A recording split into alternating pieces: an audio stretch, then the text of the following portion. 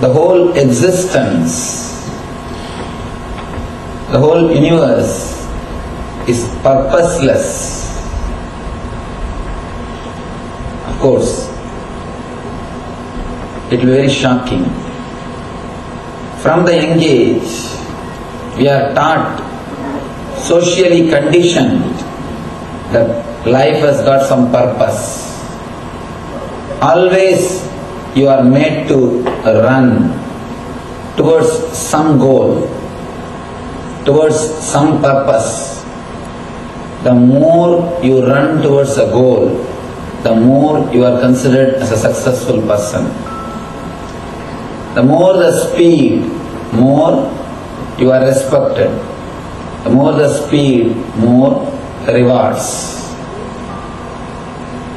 From your birth, again and again, you are taught, society teaches you, life has got some purpose, life has goal. The more you run towards a goal, more you miss the life. Man who is continuously bothered about the goal will never be able to enjoy the life. For example, when you are studying, you always think, when I have my job, my life will be happy. When you have your job, you think, after marriage, my life will be happy. After marriage, you think, when I have kids and my own house, my life will be happy. After you have kids and your own house, you think, when kids grow, all my responsibility is over, I'll be happy. By the time your kids are settled, by the time your responsibility is over, when you want to relax, your being is conditioned so much, you can't relax.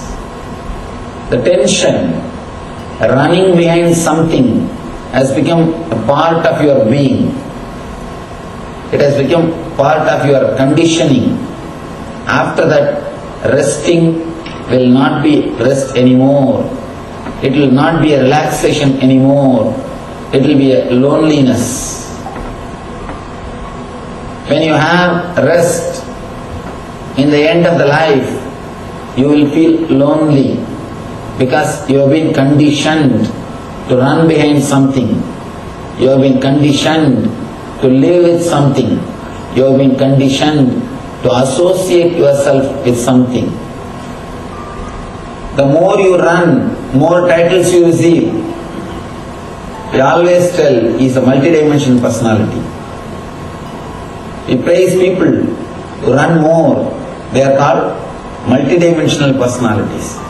Please be very clear, they are schizophrenias, not multidimensional personalities. Only a person who has deeply experienced himself, only who rests in himself, who experiences inaction in action, only he can be multidimensional personality. Only a Krishna can be multidimensional personality.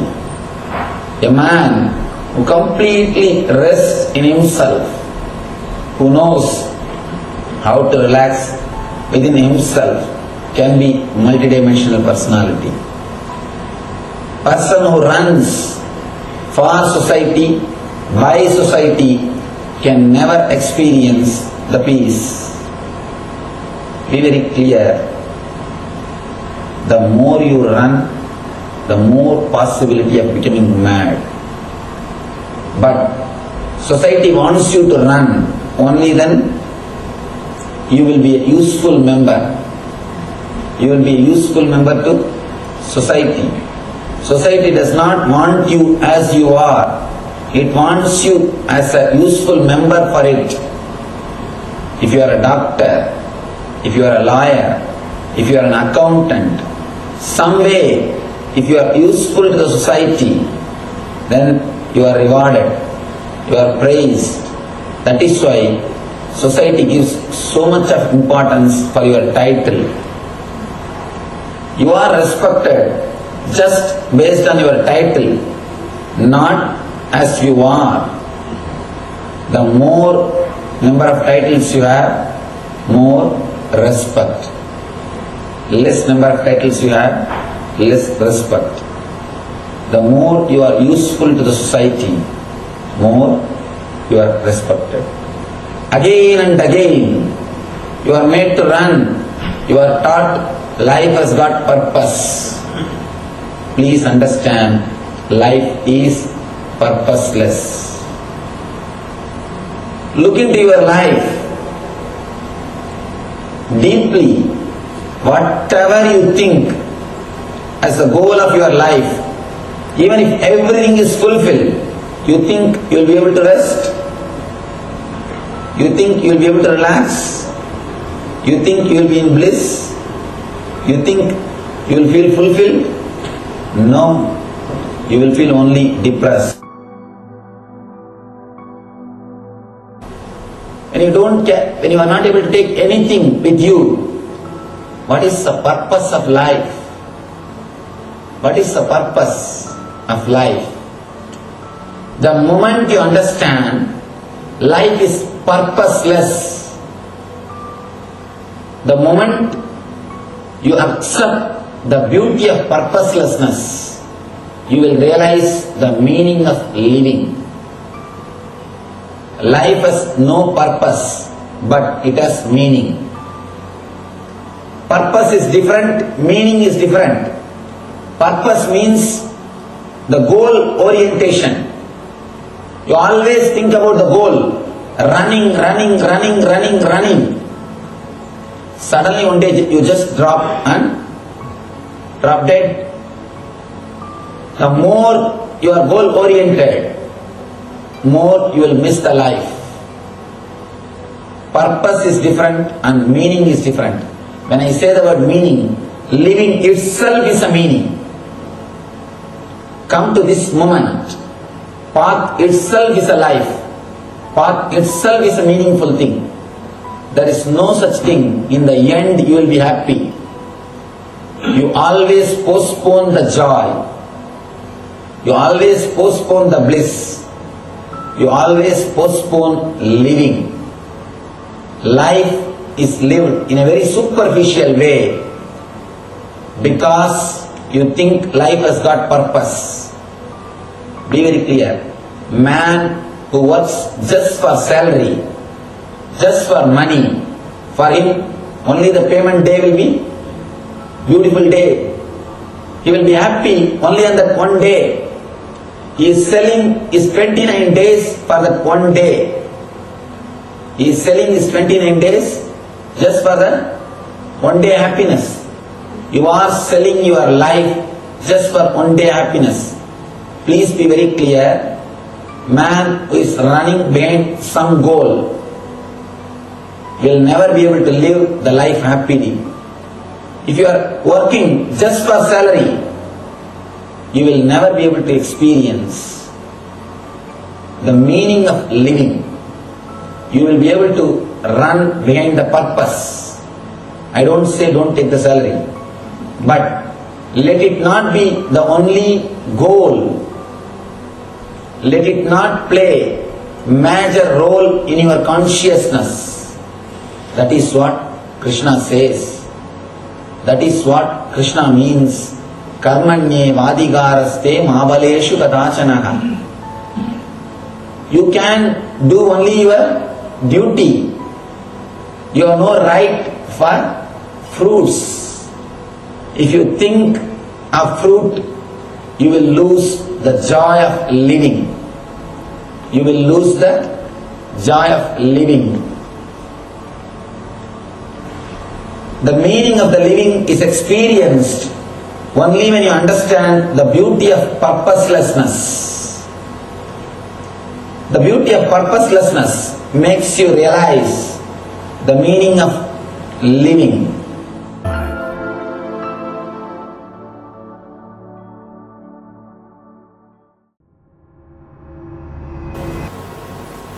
Two things. Always the people who are in the politics, People who are in the outer world, they know the characters or the truth or the techniques to achieve success in the outer world. People who are in the spiritual world, they know the techniques to achieve success in the spiritual world. But Krishna is both. Krishna is the only master who is enlightened man and a king. He knows how to give a technique to achieve the total success in the outer world and in the inner world. How to furnish your outer space and how to keep empty your inner space. That is the whole life. The whole Gita is only one idea. How to furnish your outer space to the ultimate luxury level and how to keep your inner space to the ultimate blissful level. Keeping your inner space in a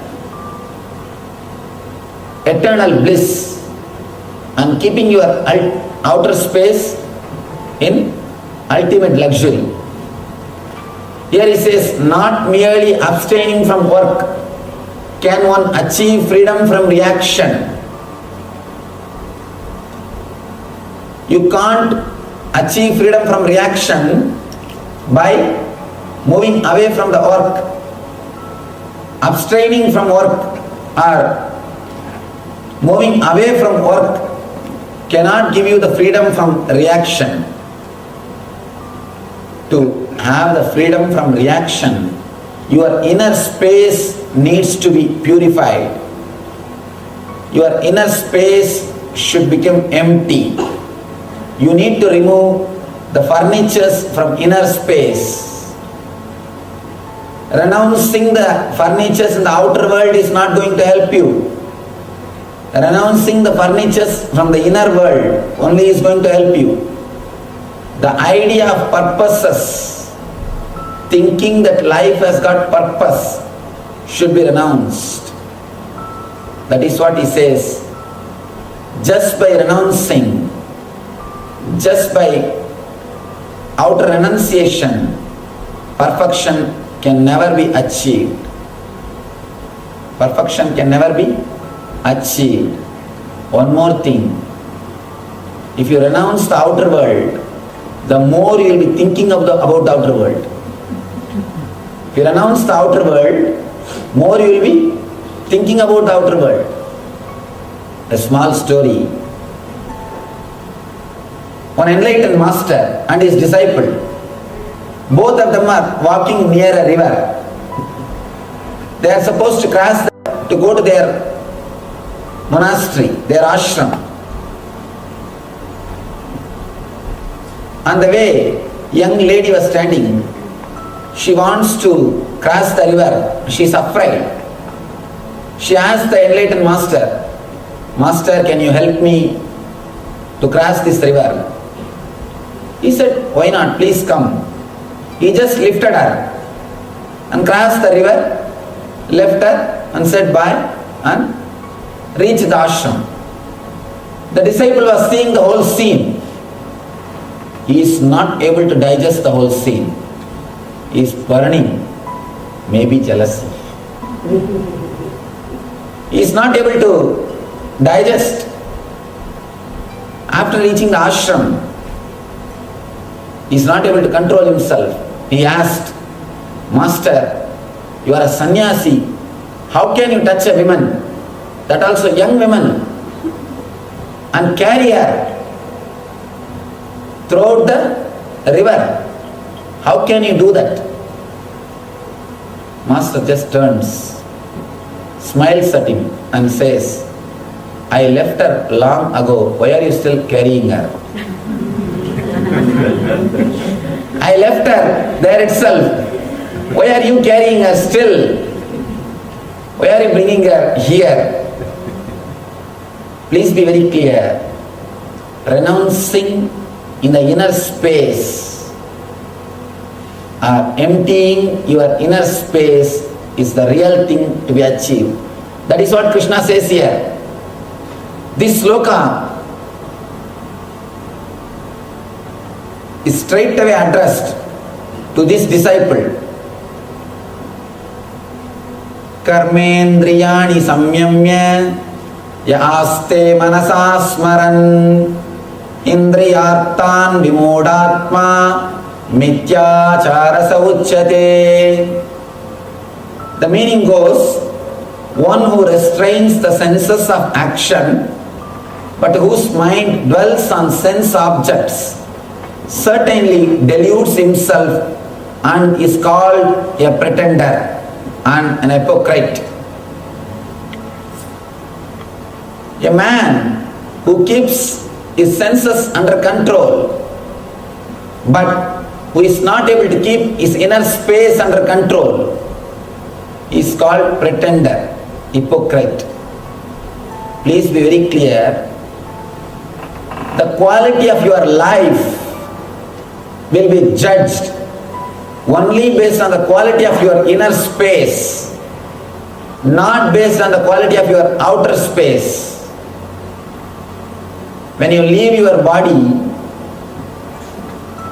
and enter into your next life, nobody is going to see the accounts of what type of car you drove, in what type of house you lived, what type of, how much of bank balance you had. No, these accounts will not come with you. How you live, how your inner space was there, what is the quality of your inner space when you lived, only that you are going to carry. That is why they say, you are going to carry only the samskara, means the karma, the inner space with you, not the outer space. It is more important with what you live in the mind. Your inner space is the real achievement. How your inner space is the real thing. Please be very clear. Again and again Krishna declares, Karmendriyani samyamya yaste manasa smaran indriyartan vimudatma mitya saracha uchyate. If you can't clear your inner space, even if you control your body, even if you control your senses, you are called hypocrite. Your life will not be blissful life. Your life will not be a real life. Not only it will not be a spiritual life, it will not be life at all. Who understands the life is purposeless,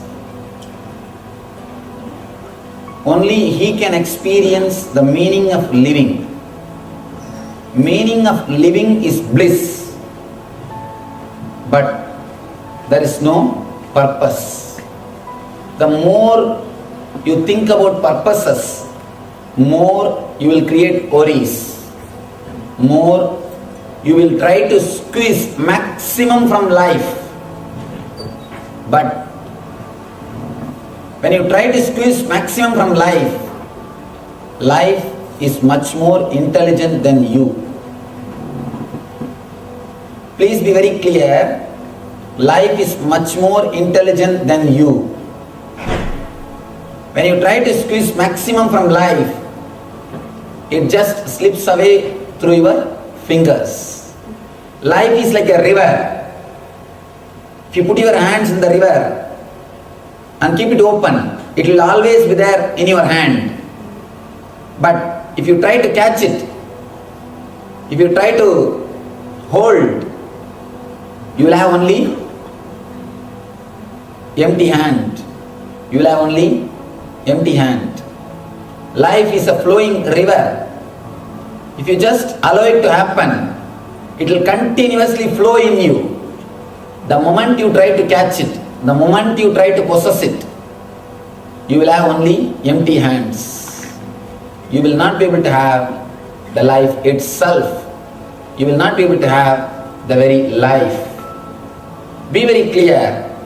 The moment you understand life is purposelessness, the purposelessness of life, you start experiencing the meaning of living, the bliss.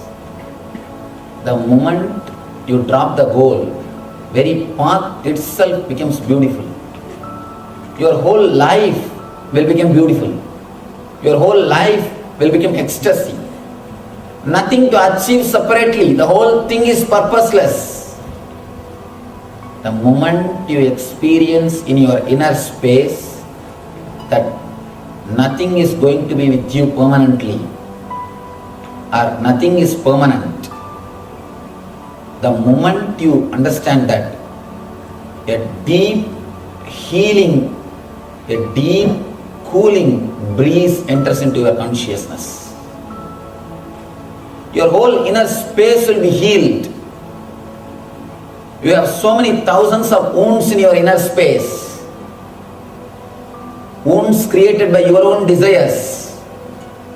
Wounds created by your failures. Wounds created by others. Wounds created by your near and dear ones. All these wounds will be healed with this single one medicine. I can say single one meditation. It is not medication, meditation. This one meditation of understanding life is purposeless.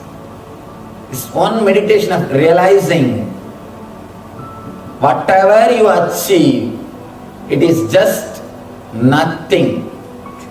Nothing is going to be with you. Alexander, he did one good thing. Unfortunately or fortunately, he met one enlightened master in India. We can say unfortunately only, because this guy don't know how to respect him. He met that enlightened person.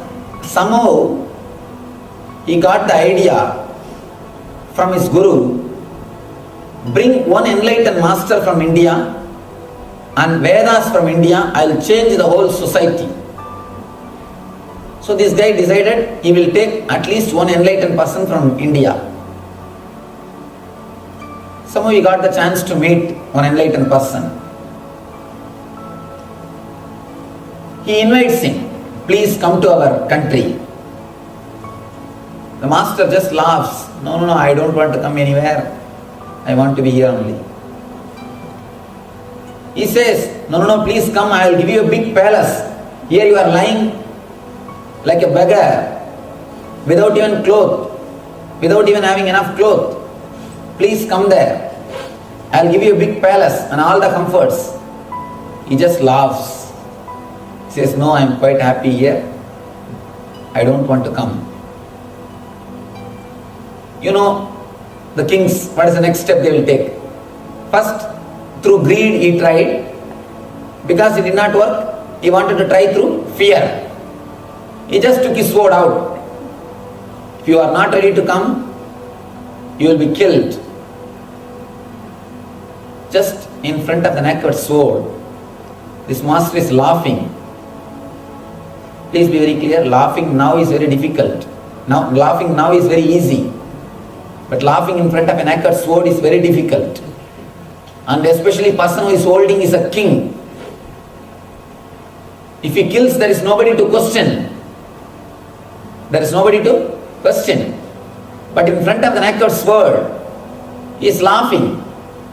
He says, fool, you are a great liar. He just says, he straight away looks into the eyes of Alexander. The master looks into the eyes of Alexander and says, fool, you are a great liar. First time Alexander is shaken. First time he was shaken. He says, are you not afraid? Master says, you can never kill me. You may destroy this body. You cannot kill me. The courage or the confidence of experience, the courage which is expressed by the spiritual experience. What we studied in Gita, Nainam Chindanti Sastrani, Nainam Dagati Pavakaha. It has become experience. Atman cannot be killed. Atman cannot be destroyed. It cannot be burned. It has become experience for him. That is why the courage and the confidence. He just laughs. Slowly Alexander starts thinking, if he can laugh in front of my naked sword, how courageous he must be. First time he was shaken because he has never seen anybody who can laugh in front of naked sword, who can laugh in front of death. Even he is afraid. He was totally shaken. He was shocked to see the courage of this master. Then he asked him, please tell me something, how you are so courageous, bold. Then master asks, why did you come to India? Alexander says, to conquer India. After that, what are you going to do? I'll conquer the next country. After that, what are you going to do? I'll conquer the next country. After that, I'll conquer the whole world. After that, I'll relax and enjoy. Master says, fool, that is what I am doing now. Don't you see? That is why I am doing now. The same thing I am doing now. Part 4, you need to go around and conquer the whole world to relax and enjoy. That is what I am doing now. Only a man who understood the purposelessness of life can relax and enjoy. I think this master gave a glimpse of the truth to Alexander. That is why Alexander says to his ministers, after my death, when you carry my dead body, please keep my hands out. Please keep my open hands out. Let people know even the Alexander did not carry anything with him. Even Alexander did not carry anything with him. This story is a beautiful story. You need to understand 3 things. First thing, the courage and the confidence radiated by an enlightened person. Next thing, the purposelessness of our running. What for Alexander is running? To relax and enjoy. And this master is already doing the same thing. Third thing, we are not going to carry anything in our life. We are not going to carry anything in our life.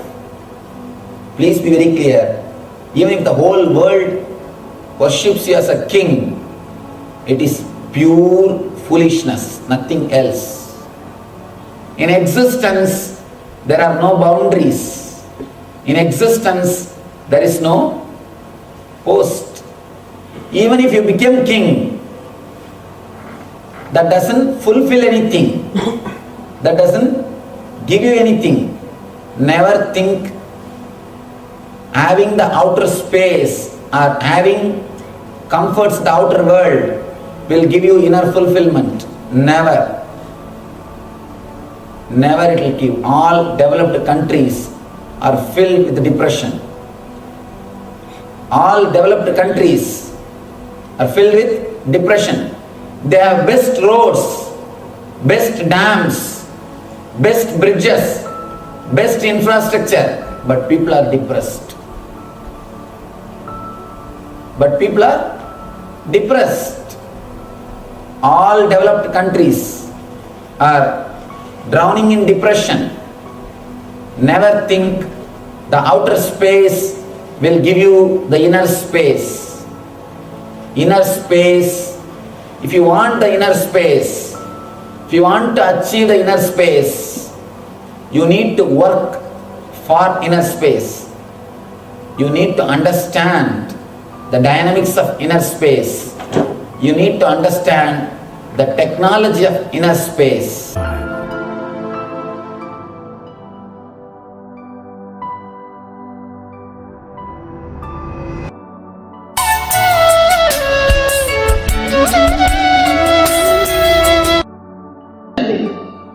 But sincerely, if you understand this beauty of purposelessness, if you understand life is purposeless, you will be continuously working without stress, without the pressure of goal, without constantly thinking about the goal. As on now, you are split personality. Half of your being is thinking about the goal, half of your being is thinking about the path. The moment you understand goal is useless, you are integrated and you live in the path. The very path, the very life becomes liberation. Working out of liberation is what I call working as an enlightened being.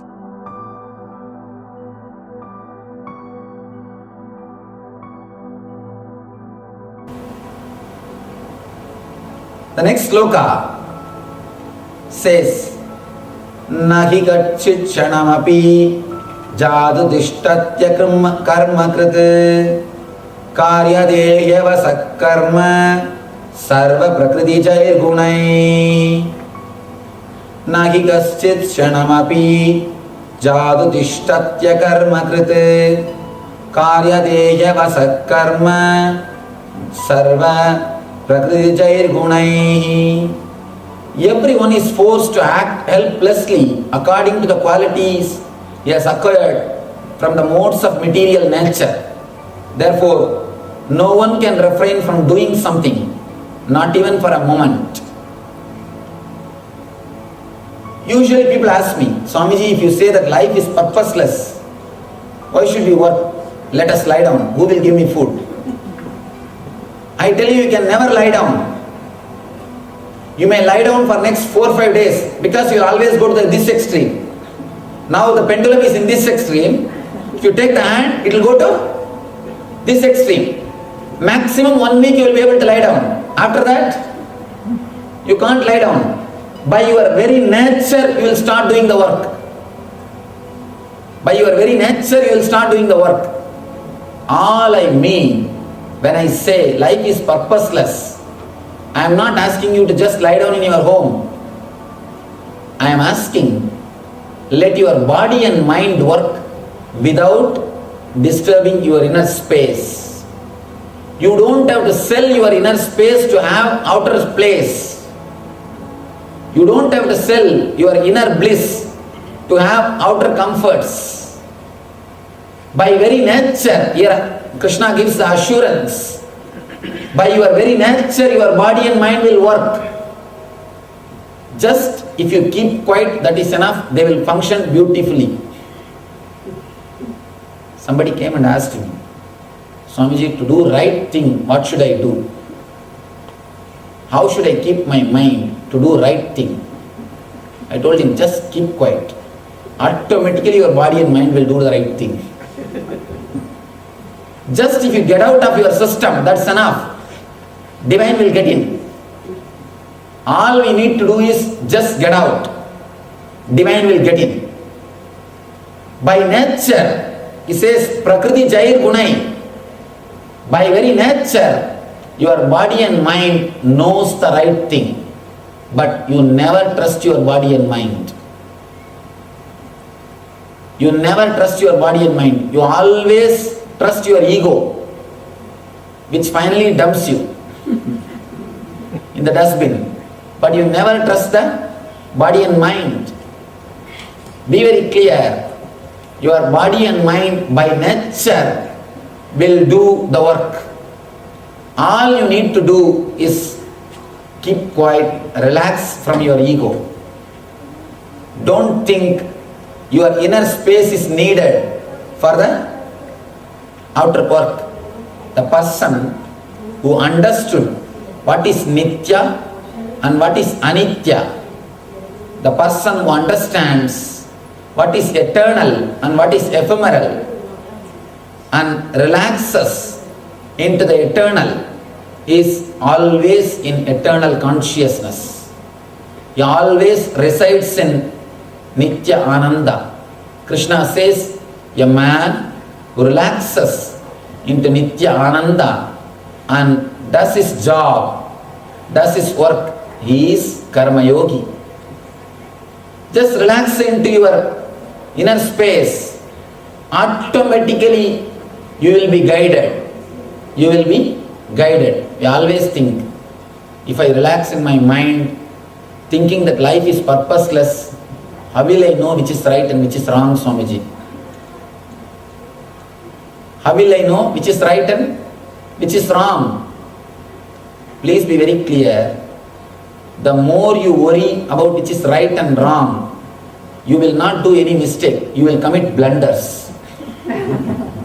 The person who worries which is right and which is wrong continuously will commit only blunders. He will never commit mistakes.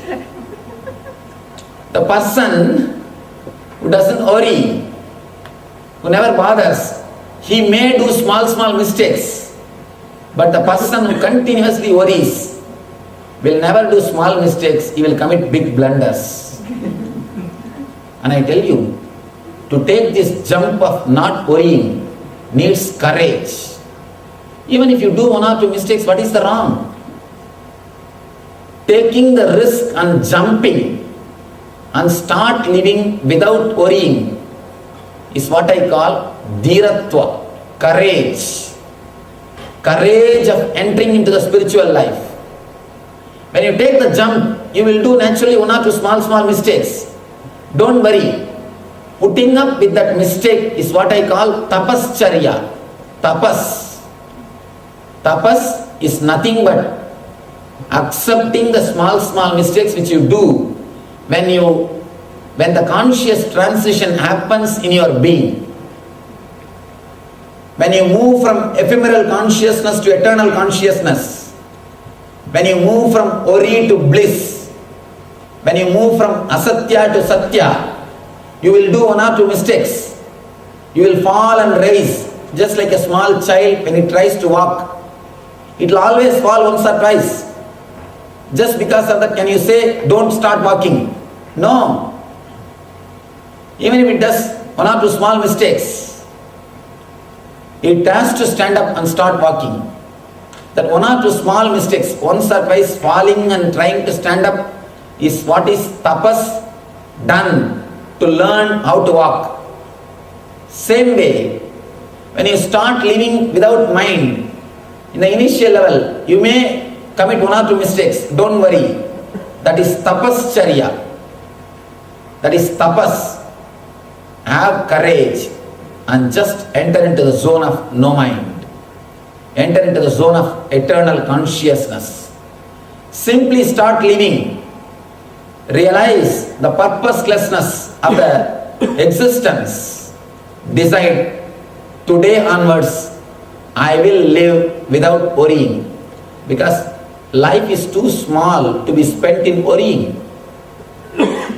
Life is too small to be spent in worrying. Life is too short to be spent in worrying. So never bother, never worry about your goals. Just drop the goals. The moment you understand the beauty of purposelessness, all the wounds which you have created in your inner space will be healed. You will fall into the abyss of eternal bliss.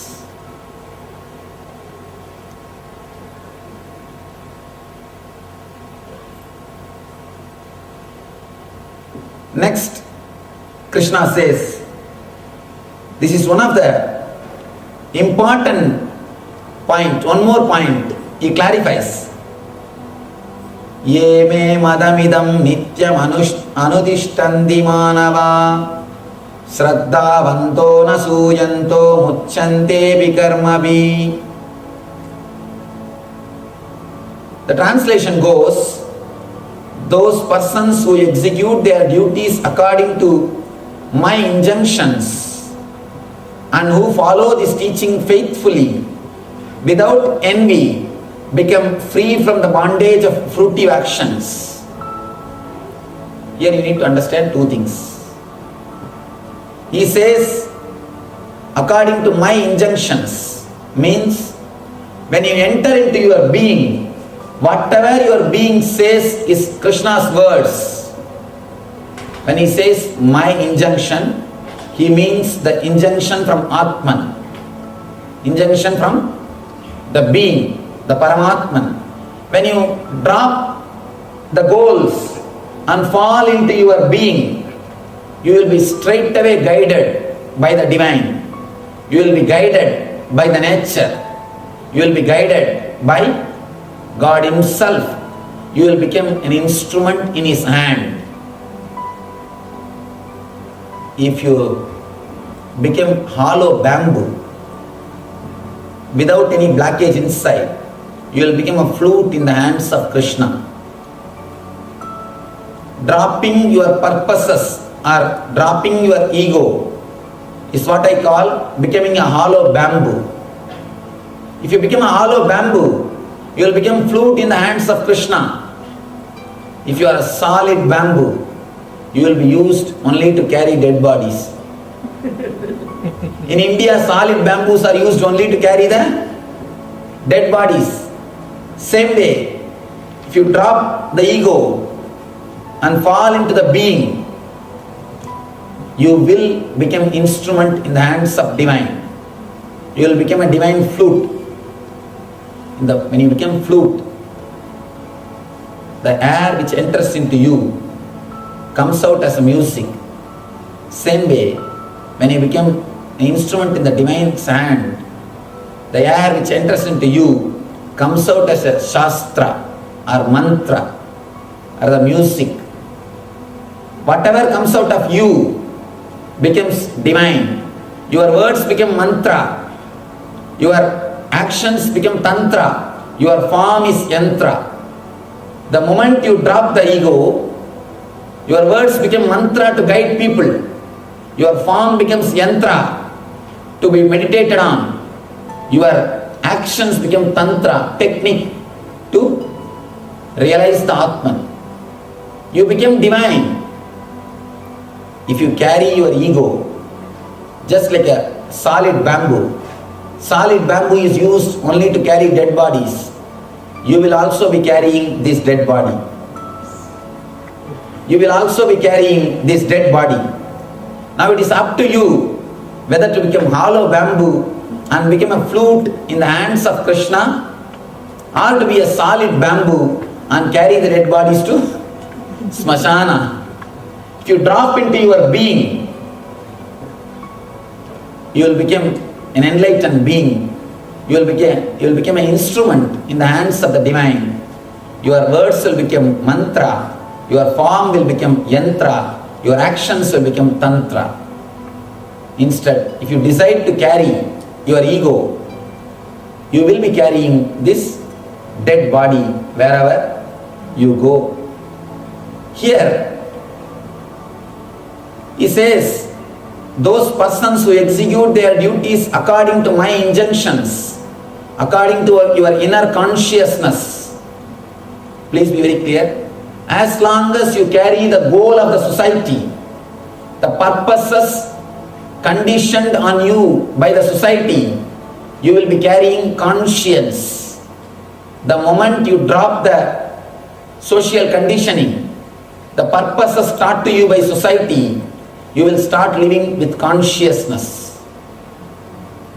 Social conscience is different and spiritual consciousness is different. If you live with goals, you will carry the social conscience in your life. If you realize the beauty of purposelessness, you will carry the spiritual consciousness in your life.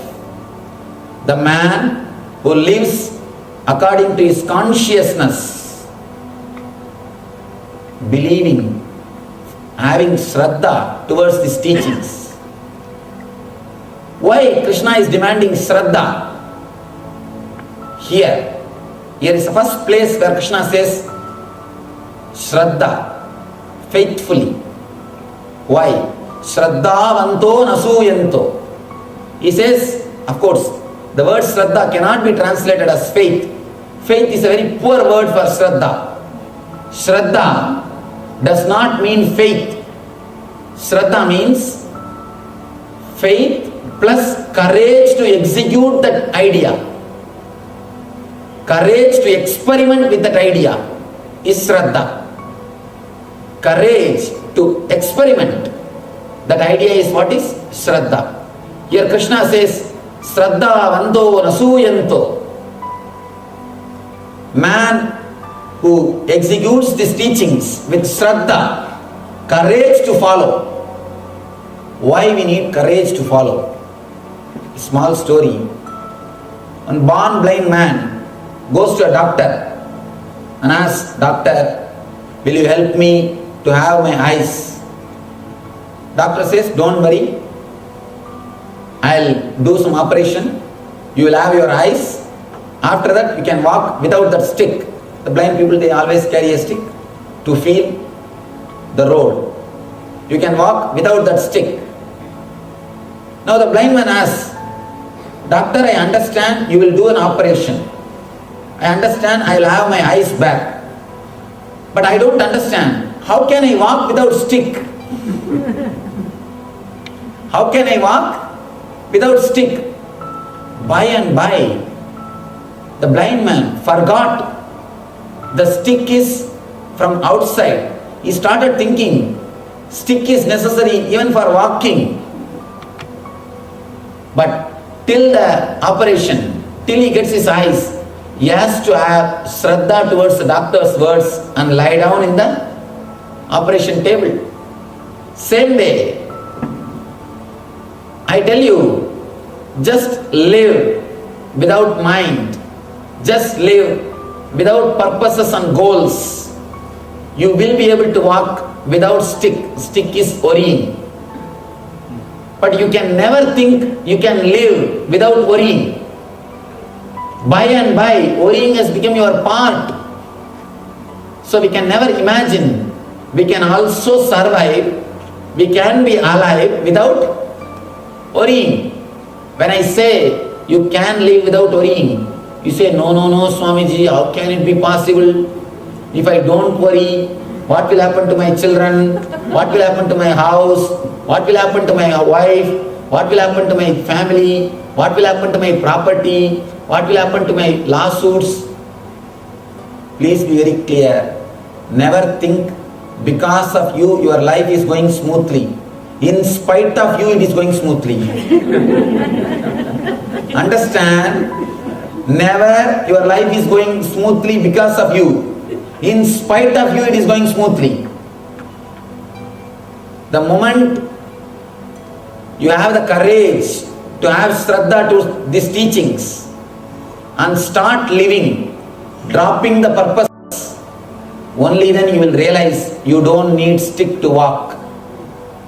You don't need stick to walk. Once you enter into the being, the depth of your being, you will enter into a totally different dimension. Whatever now you think as spiritual life or material life, both will lose its meaning. You will enter into a new dimension of life. For example, can you explain for a 4-year-old small child the life of marriage? Can you explain what is life to a 4-year-old child? You can't. He can't understand. But he can understand only toys. He can understand only dolls. He can only play with toys. Once he reaches the age of 25, naturally he will be able to understand what is life. Automatically toys and dolls will drop him. Do you feel that you are missing your toys? Do you feel that you renounced your toys? No. The moment you grow, you start experiencing the different dimension of your life. When you experience a different dimension of your life, automatically the small things drops you, and you drop them, they drop you. Not even you dropping them is important, they dropping you is important. You dropping smoking is not important, smoking dropping you is important. When you enter into your being, when you enter into the purposelessness of life, the whole so-called material life and spiritual life drops you, and you enter into a different dimension of life, a new dimension. That is what I call quantum spirituality or eternal consciousness. You reach the eternal bliss. You start living in eternal bliss. Now you may have a serious doubt. How can I walk? How can I live without worrying? I tell you, your doubt is nothing but the same doubt this blind man is asking. How can I walk without stick? You cannot convince that blind man you can walk without stick till he gets the eyes. Only after he gets the eyes, he will be able to understand he doesn't need stick to walk. Same way, only when you reach the being, you will understand you don't need worries to live. You don't need mind, you don't need worrying mood to live. Till you reach the being, you need to have Shraddha. Till you get your eyes, you need to have Shraddha and lie down in the operation table. You need to allow the doctor to work on you.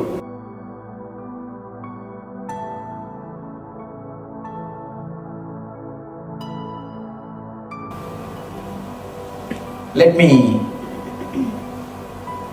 give you a small diagram, then we will enter into the next sutra, next sloka.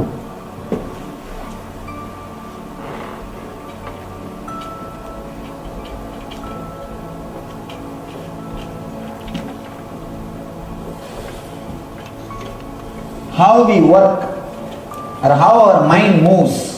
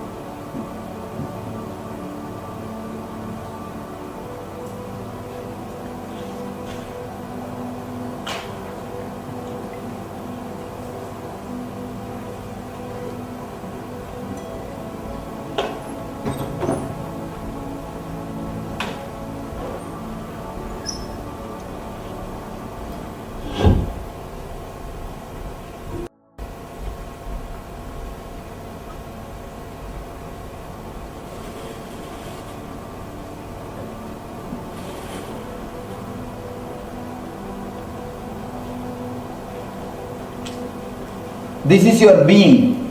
Material life is a horizontal line, and vertical life is a vertical line is a spiritual life. Continuously, always we fight or we try to choose something. You continuously bother whether to choose the horizontal line or vertical line, whether to go in this path or in this path. We are always stuck somewhere here or somewhere here. You try to move, you are caught in the dilemma whether to go to this end or that end. Mind is dilemma. Mind is nothing but dilemma. Whatever path you choose, whether the material life or spiritual life, you will always feel you are missing the other part. You will continuously feel you are missing something. One important thing, as long as you think your mind as long as you live with a mind, you will have this problem of material life and spiritual life. But if you can just drop into the being, if you can just forget about the goal which is here, this is the purpose. You are continuously running towards it. The running towards the purpose. Running towards the purpose. One more thing. Just like you have goals in the material life, people have got goals in the spiritual life also. There are so many people who wants, I should meditate for 7 hours. I should become enlightened. I should become that. I should do this. I should be that. Please be very clear. Goal in the material life and goal in the spiritual life both make you mad. If you want to become mad, continuously think of any goal. Straight way to become mad. Nothing else needs to be done. Simple technique to become mad is remember about some goals. The more you are bothered about goals, you will not be able to live the path. For example, a teacher, if he is continuously bothered about salary, he will never be able to see the faces of students. He will be seeing only the face which is printed in the dollar bill. He will never be able to see the face of the student. The same way, the man who is caught in the goal will never be able to live the life. Man who is continuously bothering, thinking about the goal, will never be able to enjoy the simple things which is around him. He can't smile at a flower. He can't stop to see the nature. He can't live anything. He will be continuously running behind the printed paper, which has no value basically. The money is nothing but utility.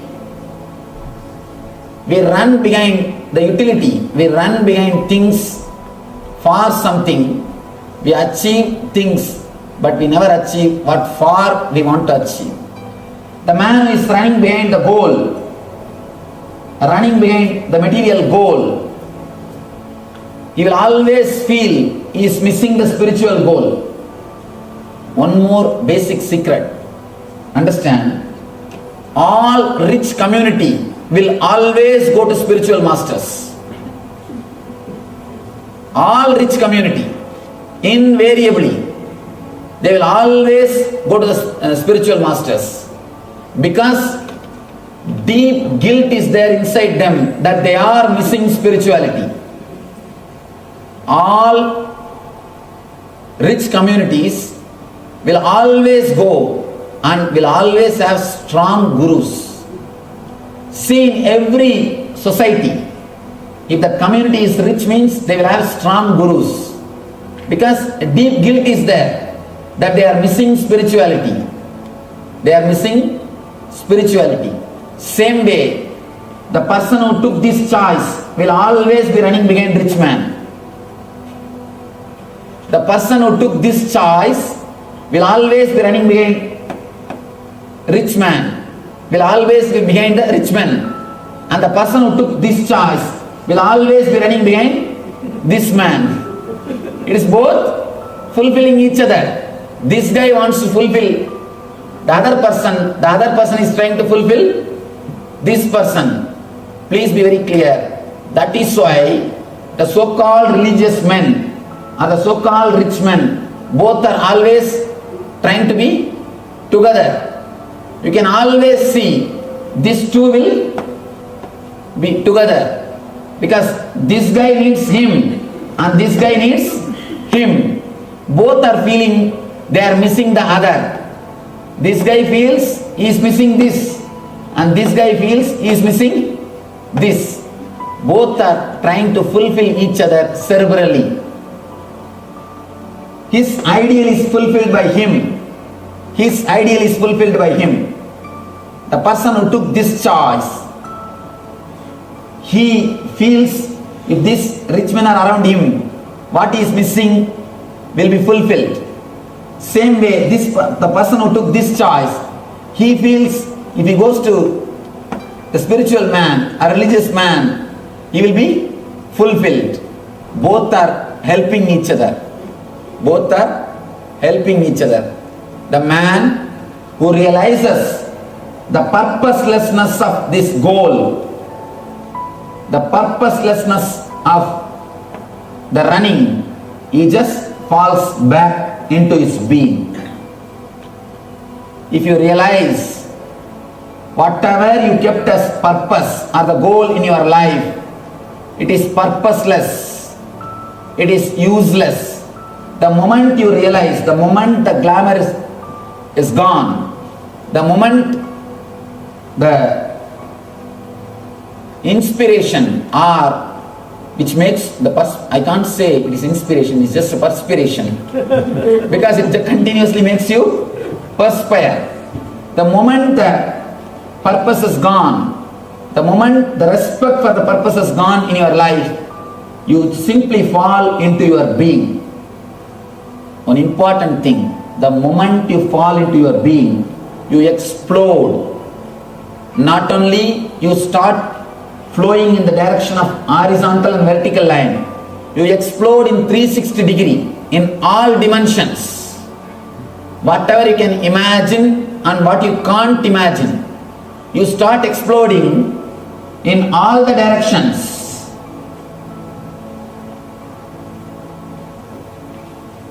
Only then you become multi-dimensional being.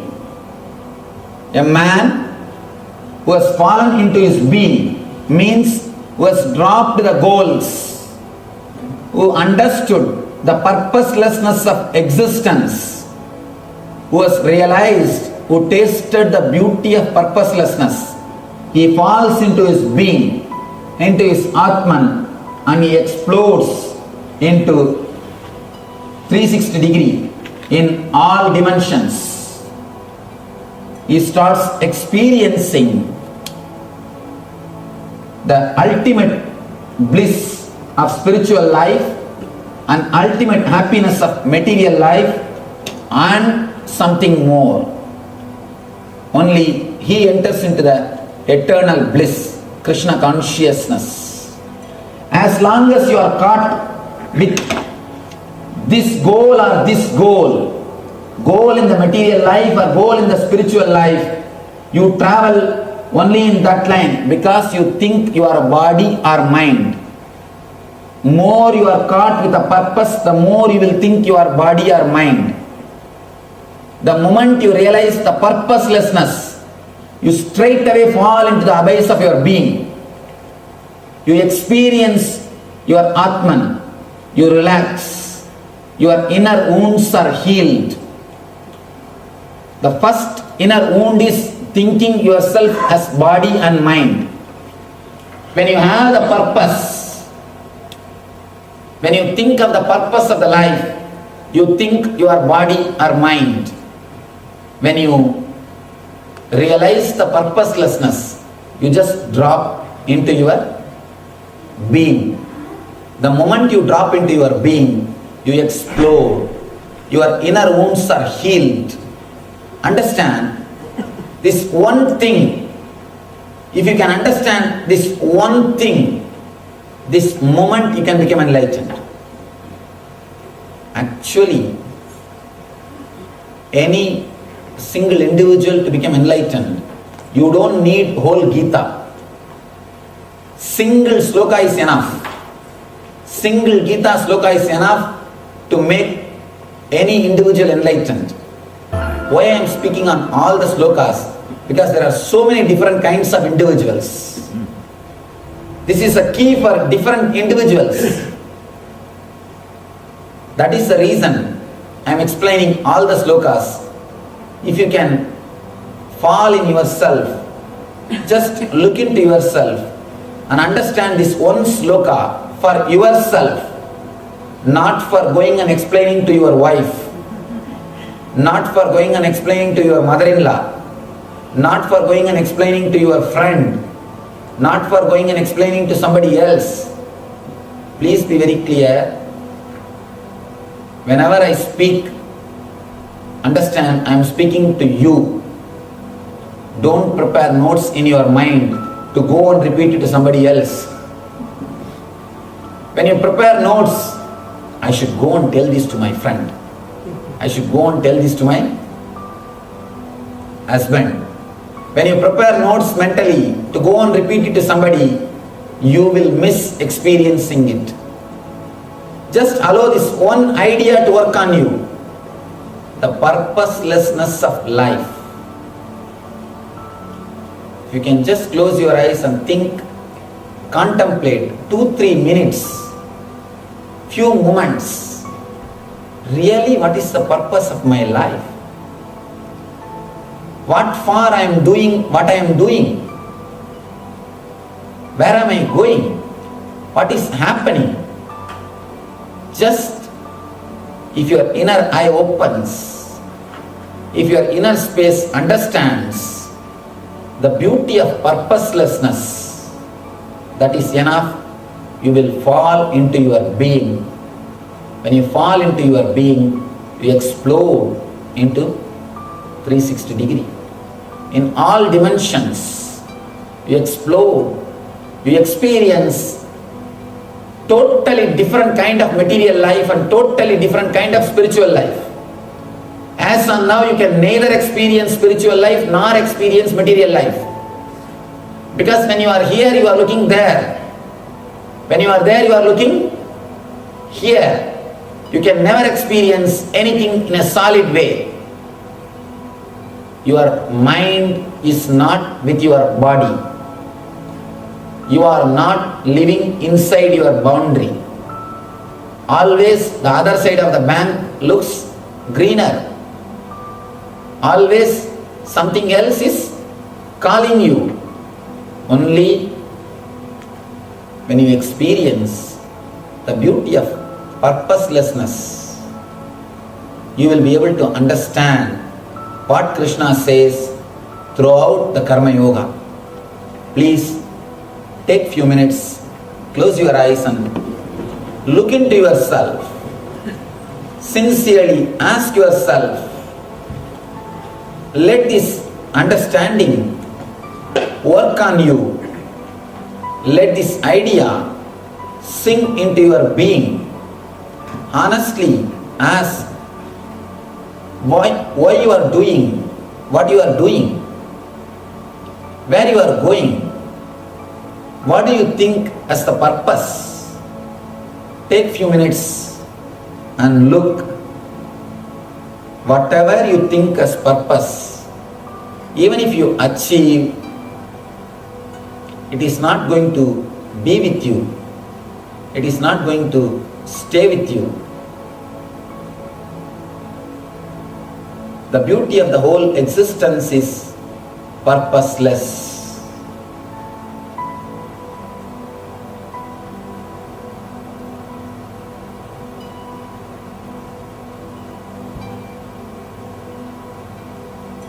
Let this one idea sink in your being. Let this go deep into your inner space. Let it do its alchemy on you.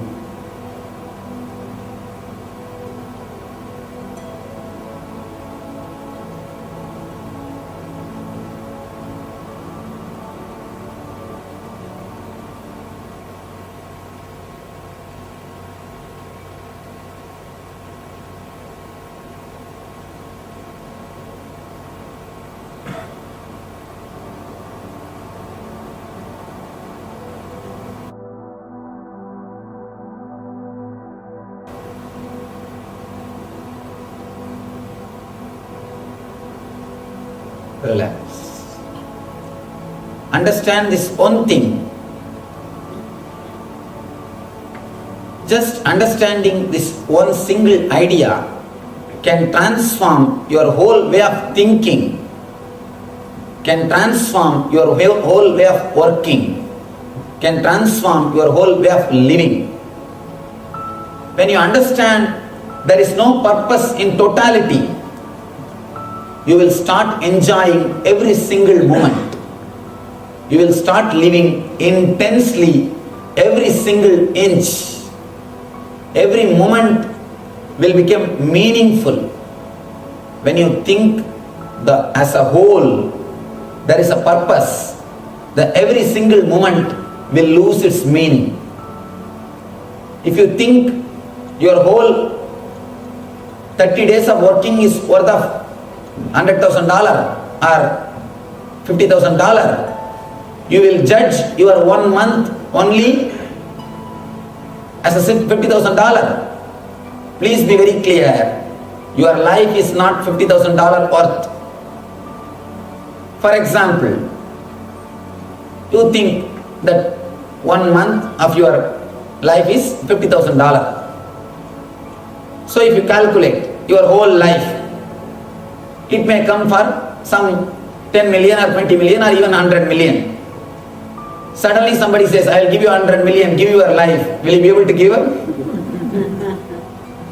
Logically, this is the way you are calculating and working. This is the way we are calculating and working. We are ready to sell our mind. We are ready to sell our moments, ready to sell our inner space, calculating the value of our life. Logically, you fix a rate for your life. Once you fix the rate, only the rate is in your inner space. You forget that doing the work itself or living itself is beautiful. If you think the whole has got purpose, the part loses the meaning. Understand, as a whole, the whole has no purpose. The moment you realize the whole has no purpose, the part will become meaningful. Your very living, every day itself will become beautiful. Every day your life, you are living, you are sitting, you are walking, you are standing, everything is joyful experience. That is why they say that Satchit Ananda means bliss of very existence. Your very existence is blissful. You don't have to think, in the end you will have the bliss. No. Your very existence is blissful. The moment you drop the goal, your path becomes blissful. The moment you realize the beauty of purposelessness, your very existence becomes meaningful. The meaning of existence is bliss, eternal bliss, Nitya Ananda.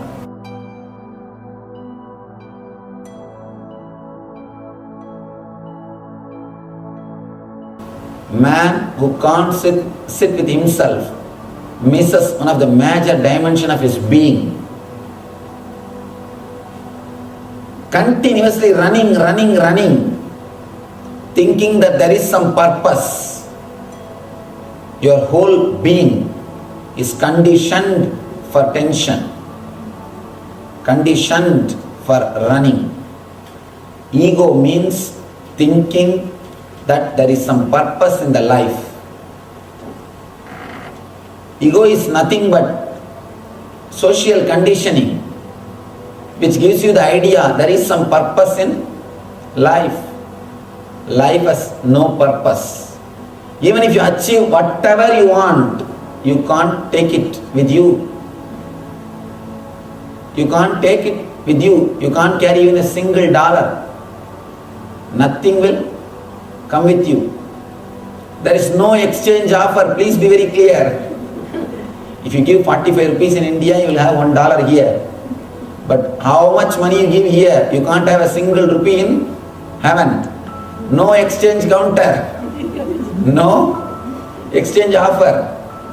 Please be very clear. No exchange offer. Again, a small story.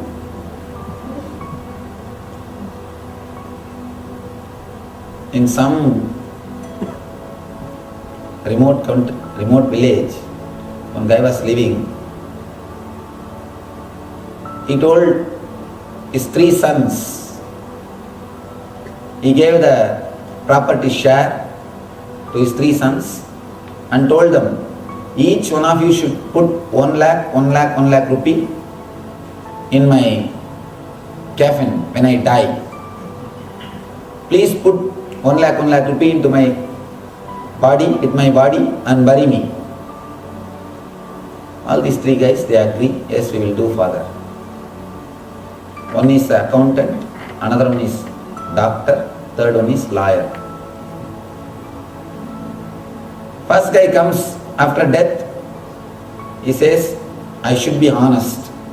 Father has given me so much of property, I must be honest. He puts 1 lakh rupee. The second guy comes, he says, I also should be honest. Let me put my share. He puts his share, 1 lakh rupee.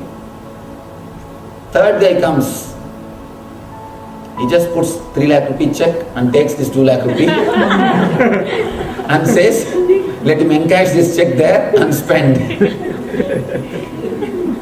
You can't carry anything. No check will be useful.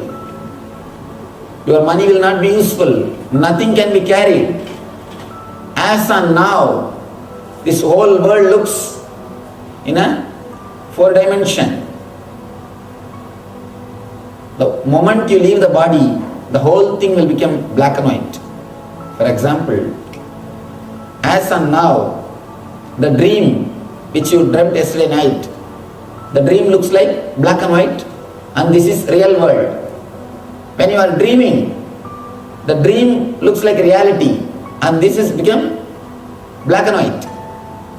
Please be very clear. When you are dreaming, dream looks like reality, and this is black and white. When you are here, this looks like reality, and dream is black and white. But there is no scale to measure which is reality and which is dream. A small story. A great Zen master, enlightened master, one day early morning, he comes out of his bed and suddenly he starts weeping, crying. His disciples are asking, what, master? You are an enlightened man. How can you weep? Why are you weeping? What happened?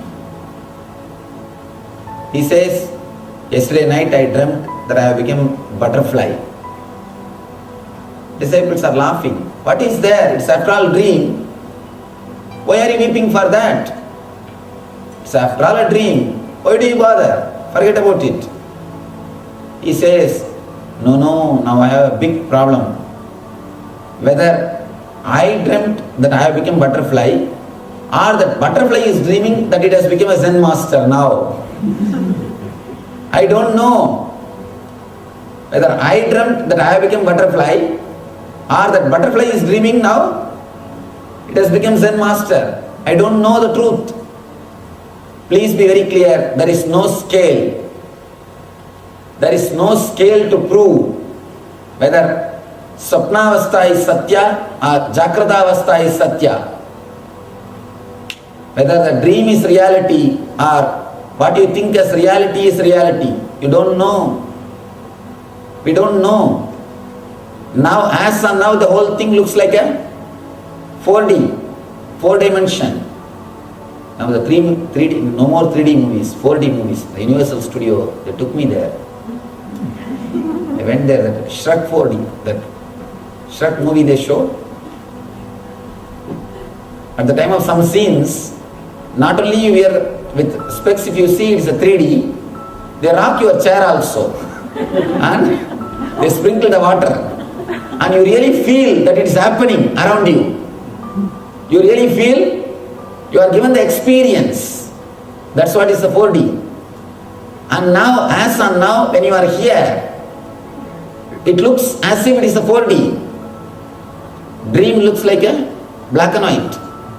But when you enter into the dream, this becomes black and white and that looks like 4D. Please be very clear, we don't know which is true, which is reality. You may be dreaming that you are sitting in a temple and listening to the Gita. We don't know. There is no scale with which we can measure and say it is dream or it is reality. People ask me, no Swamiji, every day when we enter into the dream, we are not entering into the same dream. But every day when we come to the reality, we are coming back to the same reality. So with this scale we can say this is reality and that is dream. Please be very clear. In one night dream, you live even 20-year life. Am I right? In one night dream, don't you live the 20-year life? In the 20-year span, completely the 20 years is consistent. You are having the same dream. Be very clear, this whole life, this whole time which you think may be a part of one dream. This whole span which you are thinking can be part of one dream. So be very clear, there is no scale to prove which is reality and which is dream. When you leave the body, whatever you see, the whole thing will become black and white. And nothing can be carried. You can't take anything with you. You can't sign your check. You can't talk to your relatives. If you speak, they will run away. Of course, now also people run away when you speak, that is different. That time literally they will run away. Literally they will escape. And your car will not be useful anymore. When you are not able to take anything with you, what is the purpose of life? What is the purpose of life? The moment you understand life is purposeless, the moment you accept the beauty of purposelessness, you will realize the meaning of living. Life has no purpose, but it has meaning. Purpose is different, meaning is different. Purpose means the goal orientation. You always think about the goal. Running. Suddenly one day you just drop dead. The more you are goal oriented, more you will miss the life. Purpose is different and meaning is different. When I say the word meaning, living itself is a meaning. Come to this moment. Path itself is a life. Path itself is a meaningful thing. There is no such thing. In the end you will be happy. You always postpone the joy. You always postpone the bliss. You always postpone living. Life is lived in a very superficial way because you think life has got purpose. Be very clear. Man who works just for salary, just for money, for him only the payment day will be beautiful day. He will be happy only on that one day. He is selling his 29 days for that one day. He is selling his 29 days just for the one day happiness. You are selling your life just for one day happiness. Please be very clear. Man who is running behind some goal will never be able to live the life happily. If you are working just for salary, you will never be able to experience the meaning of living. You will be able to run behind the purpose. I don't say don't take the salary, but let it not be the only goal. Let it not play major role in your consciousness. That is what Krishna says. That is what Krishna means. Karmanye vadigaraste mabaleshu katachanaha. You can do only your duty. You have no right for fruits. If you think of fruit, you will lose the joy of living.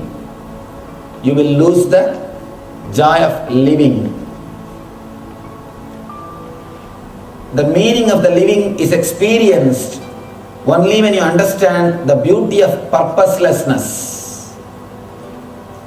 The beauty of purposelessness makes you realize the meaning of living. Beautiful sloka. Karmanyevadhikaraste ma baleshu gadachanaha ma karma bala hedurbur made sangosta karmani. You have a right to perform your prescribed duty, but you are not entitled to the fruits of action. Never consider yourself the cause of the results of your activities and never be attached to not doing your duty. Two things we need to understand. One, he says, let your inner space be not contaminated by the purpose of life. Please understand, if your inner space is filled, when I say inner space, I mean your inner mind. Your mind. When you close your eyes, what comes in your mind is inner space. If your inner space is filled with the purposes of life, be very clear, you are running against something which will never give you fulfillment. Which will never give you fulfillment. He says, let your inner space be not disturbed, filled with purposes. One important thing you should understand. By nature, your inner space is filled with Atman. Your inner space is filled with bliss, eternal bliss. The more you fill your inner space with other furnitures, purposes, the more you empty your inner space from bliss. For example, this room is filled with space. The more you put furnitures, the space will leave this room. Please understand, this room is not empty. No place is empty. It is filled with space. It is filled with ether. This room is filled with ether. More number of furnitures you bring in, the ether will be taken away. Ether will be moved away. It will be less filled with ether. It will be less filled by air. Your inner space by nature is filled with bliss. The more furnitures you bring in means the purposes of life. The more you think life has got purpose, the more furnitures you will bring and arrange it. The more you furnish your inner space, less it will be blissful. In the outer place, if you furnish your home, it will look very nice. In the inner space, if you furnish your inner space, it will look very ugly. Don't furnish your inner space. Don't bring more furnitures into your inner space. Let your inner space be empty. Of course, it will never be empty, it will be filled with bliss. The more you create inner space, more your life will be blissful. More it will be ecstatic. More it will be joyful. Your inner space needs to be emptied. That is what Krishna means. Don't be attached to the results. Continuously, if you think about the money, you will never be able to perform your action completely. You will be always goal-oriented. You will never enjoy the path. Not enjoying the path is the greatest hell, worst hell which can happen to any human being. Please be very clear. People come and ask me, Swamiji, again and again you speak about dharma. Again and again Krishna says, Paritranaya sadhunam vinachaya dushkritam dharma samstavanarthaya sambhavami yuke yuke. I come down to save the innocent good people and to destroy the evil-minded people. Again and again Krishna says, you also say dharma is the only thing to be practiced. But in our life we see people who are not living according to dharma, they are living more happily, they are having more property, they are having more wealth. How is it? Please be very clear. They may be having more property, they may be having more things in the outer place, but never think they are happy. Never think they are blissful. If somebody is not following dharma, means naturally why he is not following the dharma? Ambition. Ambition is the thing which makes you to do all the mistakes, all possible sins. Ambition is hell. Nothing else needs to be done. Please be very clear. Don't think you will do some mistake and go to the hell. No. We do mistakes because we are in hell. The very ambitiousness is hell. There is no need for a separate hell. Don't think we will reach to a separate place called hell in the end of the life. The very ambitiousness is hell. People do mistakes because they are in hell. If you are happy, blissful, you will never disturb others. If we are unhappy, naturally we will vomit that violence on others. Ambitiousness itself is hell. Because the very ambitiousness is enough punishment. You don't need to curse him, or you don't need to think that he should be punished. The very ambitiousness is punishment. Just because of that ambitiousness, he misses the whole life. You can easily miss the life by having a purpose for life. If you have the salary as a purpose, you will miss 29 days of your life just for one day. Just for the one day. If you work just for the sake of weekend, you will miss 5 days just for 2 days. Unless your life itself becomes joyful, unless your working itself becomes ecstasy, unless that itself becomes bliss, you cannot experience what Krishna says by this sloka, karmanye vadigaraste mabaleshu kadachanaha. Please be very clear. Even if you think you have the right for fruits, even if you acquire the fruits, what can you do? How long you think you will be able to carry that? Nothing. Nowhere it can come with you. And your life will not be fulfilled just by the purposes. Purpose can be fulfilled, but by purposes your life can never be fulfilled. In our life, please be very clear, when you carry purposes in your life, you are not living. Purposes are living through you, that's all. Young age, somebody teaches you some purpose. This is the purpose of your life. You should become a lawyer. You should become a doctor. You are given a purpose. That purpose is fulfilled through your life, but you will never feel fulfilled. Never do the mistake of thinking you will be fulfilled when your purpose is fulfilled. No. Your fulfillment is completely different from the fulfillment of purpose.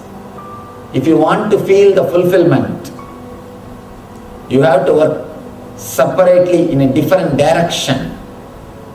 It's a total different achievement. It's a total different dimension of your life. fulfilling your purpose cannot give you the fulfillment. If you want fulfillment of your being, listen here what Krishna is saying.